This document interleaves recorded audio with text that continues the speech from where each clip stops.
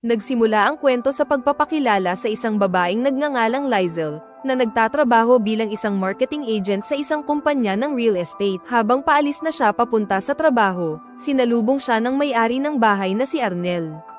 Sinabi ni Arnel na kukunin na niya ang overdue na upa para sa isang buwan. Sa pagkakataong iyon, ipinaliwanag ni Lizel na wala pa siyang pera at nangako na magbabayad ng renta pagbalik niya mula sa trabaho. Pagdating ni Lizel sa opisina, dumalo siya sa isang meeting kasama ang buong marketing team at ang kanilang manager. Naabot ng lahat ng marketing agents ang sales target, maliban kay Lizel, na hindi nakabenta ng kahit anong ari-arian noong buwang iyon. Ipinaalam ng kanyang manager kay Lizel na may 3 buwan na lang siyang natitira upang maabot ang sales target, at kung hindi niya ito magawa sa loob ng panahong iyon, mapipilitan silang tanggalin siya sa trabaho. Nangako si Lizel na gagawin niya ang lahat upang mapabuti ang kanyang performance. Pagkatapos ng meeting, tinanong ni Dan, katrabaho ni Lizel, kung ano ang nangyari. Sinabi rin ni Dan na handa siyang tumulong kung sakaling may problema si Lizel. Ngunit mayabang na sumagot si Lizel, na hindi niya kailangan ng tulong dahil siya ang naging pinakamahusay na marketer noong nakaraang buwan. Narinig ito ni Dan at sinagot siya na ang tagumpay na iyon ay nakaraan na, at kailangan niyang maging realistic dahil nasa peligro na ang kanyang trabaho. Pag-uwi ni Lizel mula sa trabaho, nalaman niyang hinihintay siya ng may-ari ng bahay. Dahil wala pa siyang pera, palihim siyang pumasok sa kanyang silid nang hindi siya napapansin. Kinabukasan, ipinakilala ng manager ang isang bagong marketing agent na si Susan, na dating pinakamahusay na agent mula sa kanilang karibal na kumpanya.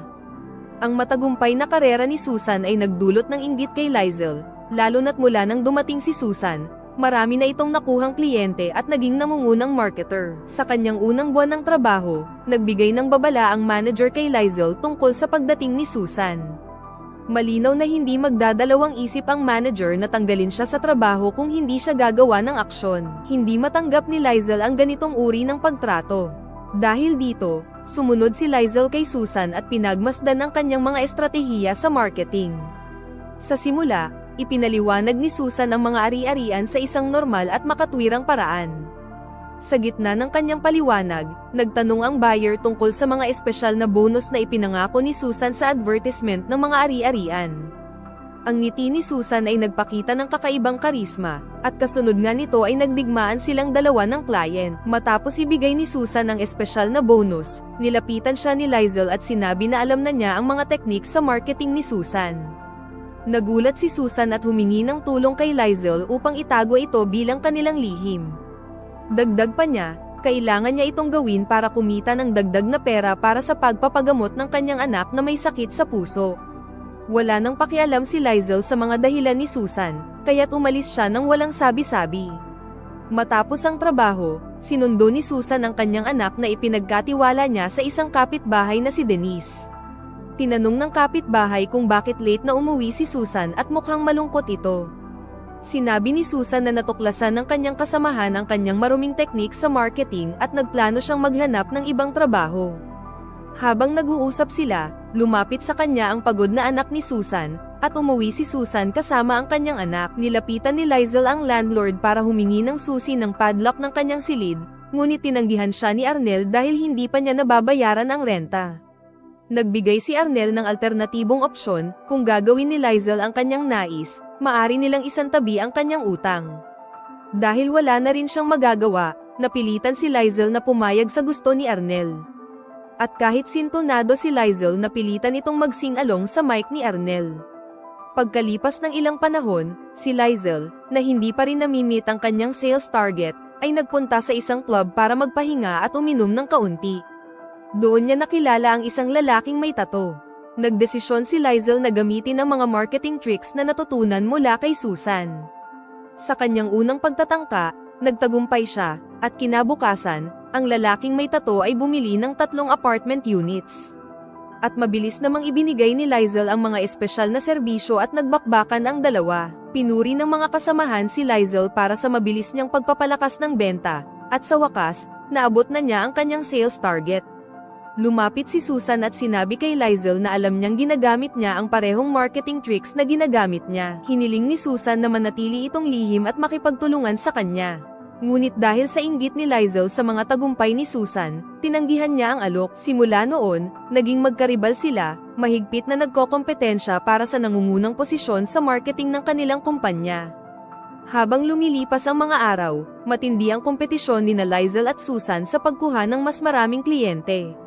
Nagkataon na pareho silang nakatagpo ng isang potensyal na kliyente, isang malaking conglomerate, sa parehong lugar. Nagkunwari silang hindi magkakilala at tahimik na naglaban para makuha ang kliyente.